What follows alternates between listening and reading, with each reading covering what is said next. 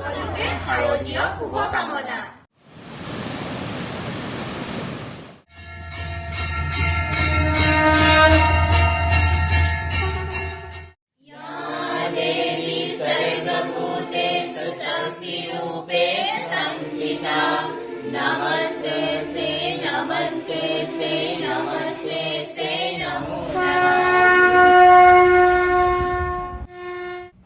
হে দেৱী দুৰ্গতি ৰাখিনী, তোমাক শতকোটি প্ৰণাম।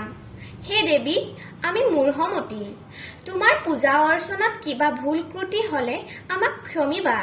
আমাৰ দায় দোষ মাৰ্জনা কৰি নিজ গুণেই তুষ্ট হবা। আহা, আমি এতিয়া সকলোৱে দেৱীক বিসৰ্জন দিওঁ। ধৰা ধৰা, লাহে লাহে লাহে লাহে, আস্তে আস্তে। চুলিকোছা নধৰিবি, ছিঙি যাব।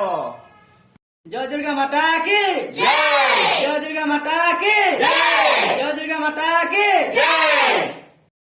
এইখিনিতে ভাল হ'ব, বঢ়িয়া বঢ়িয়া। জয় দুৰ্গা মাতা কি জয়, জয় দুৰ্গা মাতা কি জয়।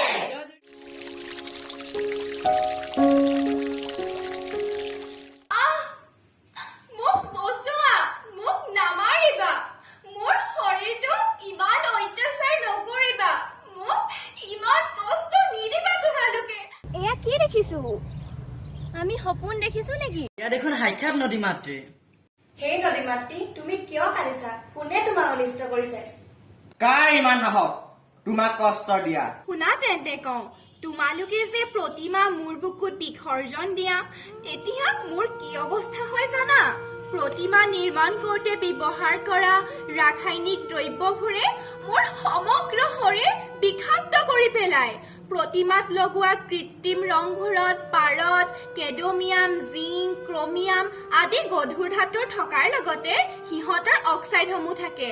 আৰু প্ৰতিমা নিৰ্মাণ কৰোঁতে প্লাষ্টাৰ অফ পেৰিছ যে দিয়ে, তাত ছালফাৰ, ফছফৰাছ, মেগনেছিয়াম আদি সকলো থাকে।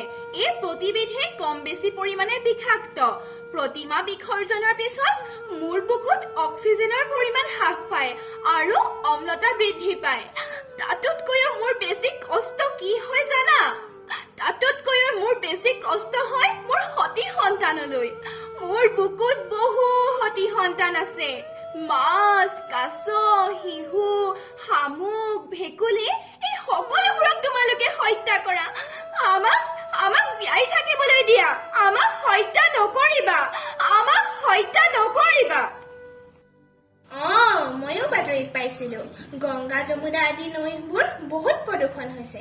আৰু কি জানা, আমাৰ পবিত্ৰ নদী ব্ৰহ্মপুত্ৰ আৰু ইয়াৰ উপনৈবোৰো প্ৰদূষিত হৈ পৰিছে। ভৰলু, ধনশিৰি, কালিয়নী আদি আমাৰ নৈবোৰ হেনো দেশৰ ভিতৰতে প্ৰদূষিত নদীৰ তালিকাত স্থান পাইছে। দেউ, এতিয়া আমি কি কৰো? শুনা তেন্তে, উপায় আছে।